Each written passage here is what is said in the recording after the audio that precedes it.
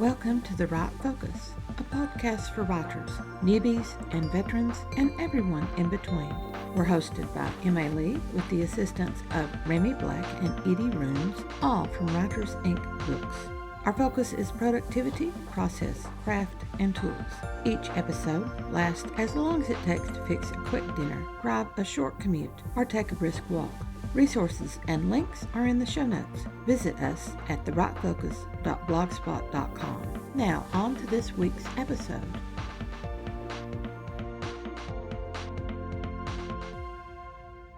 We're talking branding, and we've covered books and series. Now we take a good look at how writers brand their own business. First question, pen name or not? Different pen names. Second, what guide will help create our brand? And third, how do we create an author bio? Finally, picking up from last episode, a last look at Blurb Scripts, boiled down to the essentials with 2 examples.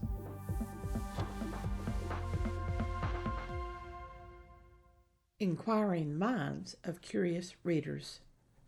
Branding helps sell books. Brand success means that you are selling many books. To have brand success, you have to deliver the goods promised. New writers often begin their writing career with many different ideas in many different genres and subgenres. I have a science fiction romance story sitting off to the side, waiting for an opportunity while I write historical mysteries and fantasy stories. Those historical mysteries are under one pseudonym, while the fantasies are under 2 others. Why am I not working on the science fiction romance? Why do I have 3 pseudonyms? The answers to those 2 questions created the title of this section, Inquiring Minds of Curious Readers. When I graduated from reading Trixie Belden and Nancy Drew, I jumped straight to my mother's books, written by Phyllis A. Whitney and Victoria Holt and Mary Stewart. She had Agatha Christie's and Rex Stout's, a few by Earl Stanley Gardner, and many others, including B.M. Bauer. She read as widely as I do now. I likely developed my own eclectic taste from hers. When I finished one of my first Phyllis Whitney books, very likely Hunter's Green, I turned to the last page and there was a brief author bio with a photo of Mrs. Whitney. I had the sudden realization that great books are not only written by people, but also that I could become one of those people writing the great books. I hope I'm starting to achieve the great part of the dream. I know I've achieved the writing books part. We all have those crystal clear memories. Reading Whitney's bio is the first crystallization of my dream to become a writer. To me, Whitney's brand meant a determined young woman, 1, facing danger and perhaps death, 2, from mysterious forces, 3, while falling in love, 4, with the love interest associated with the mystery and death, 5.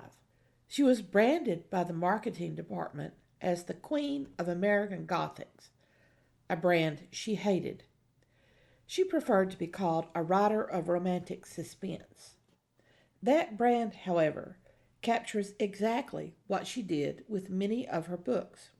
You brand yourself in the same manner that you brand your novels and create your brand before someone does it for you.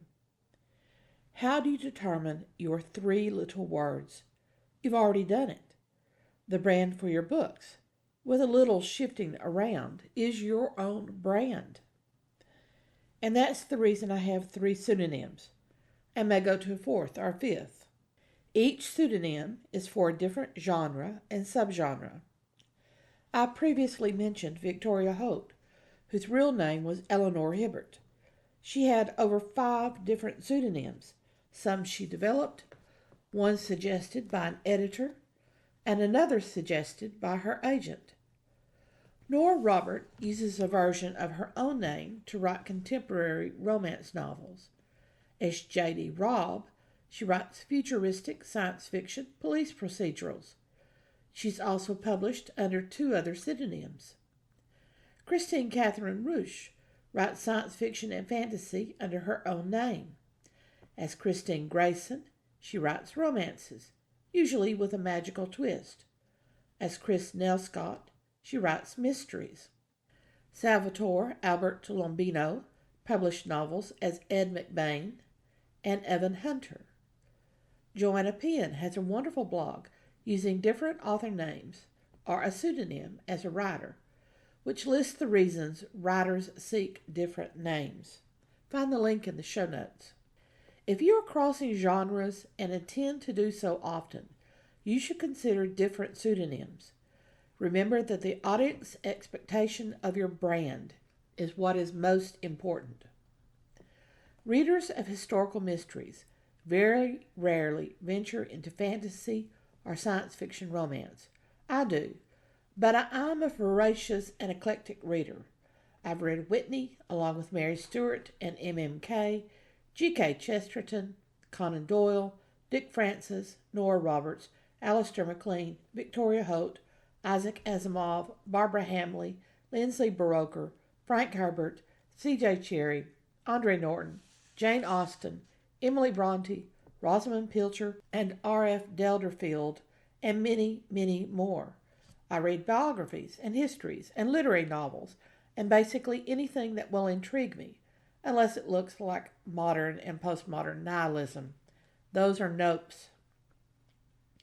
I depend on the branding of books and authors to steer me to new reads, and I glom through any books by a found author as long as those books meet the established brand that drew me to the author in the first place.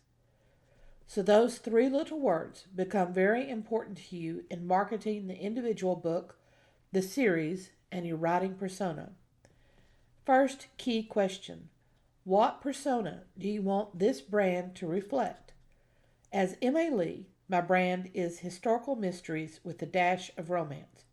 I write sweet romance. Everything intimate is off the page in the Regency period and in the 1920s. I have plans for contemporary mysteries. I will have to tweak that brand, removing historical.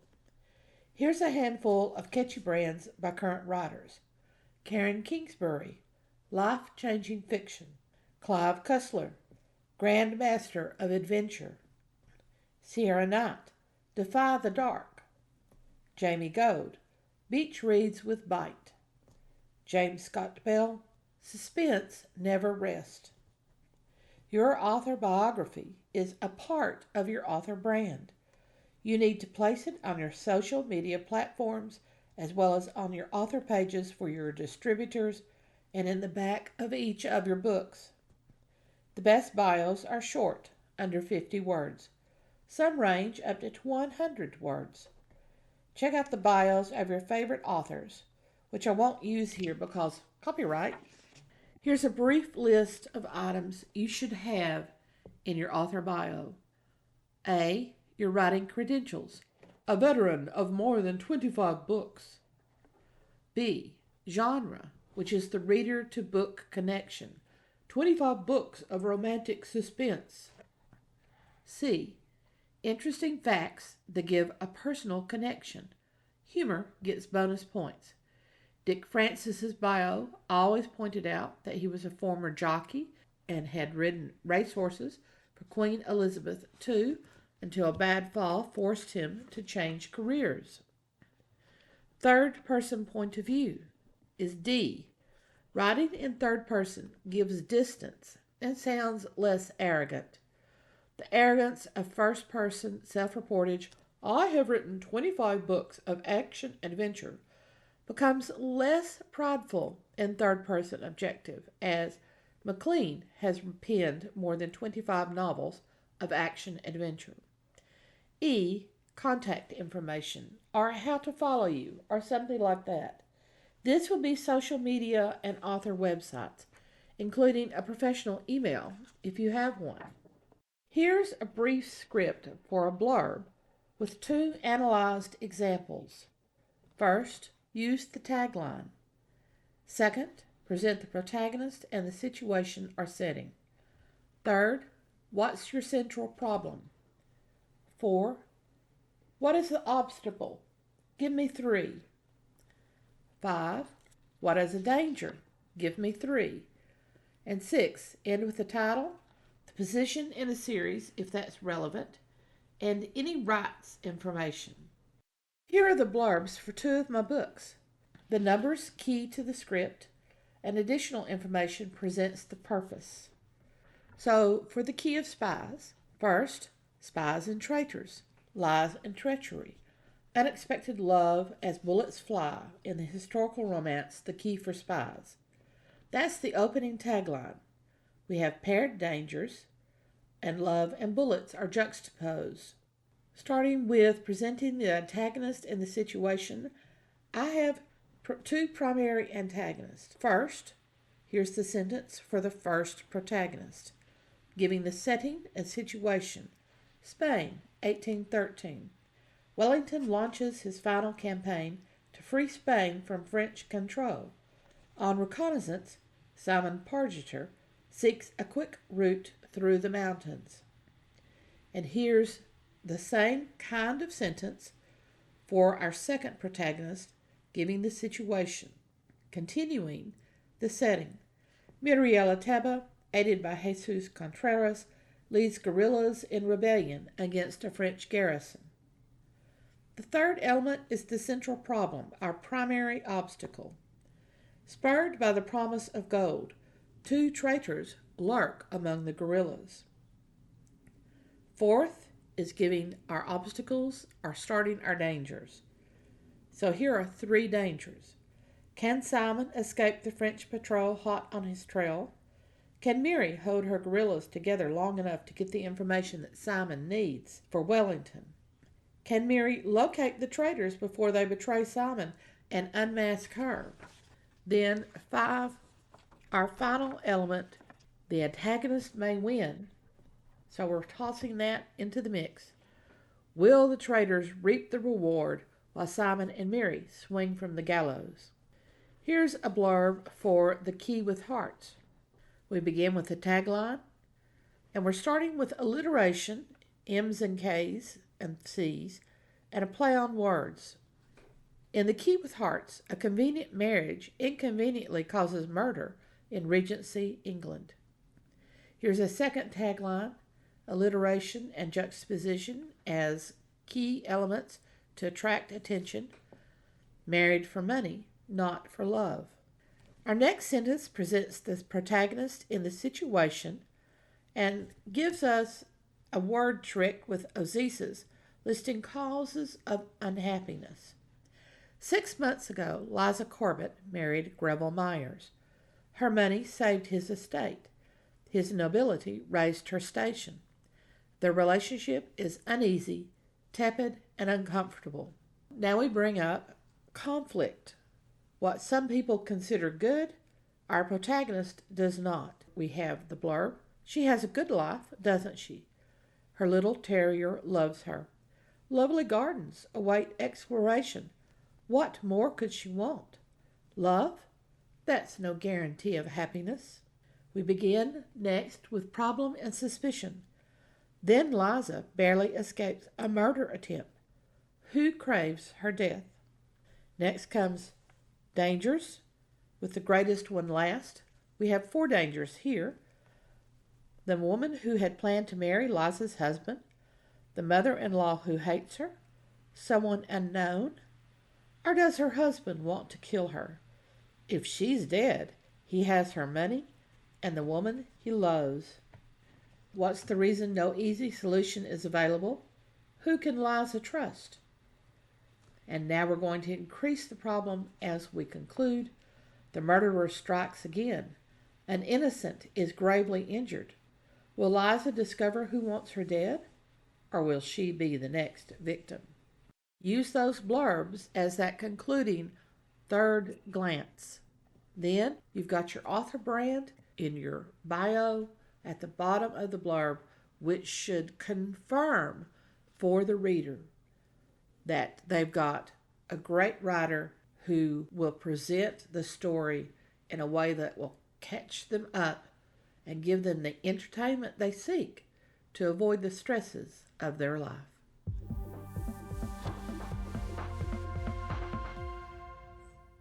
All through July and August, The Right Focus is in a series on branding using Emma Lee's guidebook, Discovering Your Author Brand. A link to view images of the covers discussed is in the show notes. Worksheet templates and a video trailer script are available at Buy Me a Coffee. Find that link also in the show notes. Thanks for listening to The Right Focus, a podcast for writers at all levels, hosted by Emma Lee from Writers Inc. Books, assisted by Remy Black and Edie Runes. Our focus is productivity, process, craft, and tools. Music is licensed through Audio Jungle, called Background Music Loop. Its creator is Alexander Polishchuk, known on Audio Jungle as Plastic 3. The music comes in different iterations.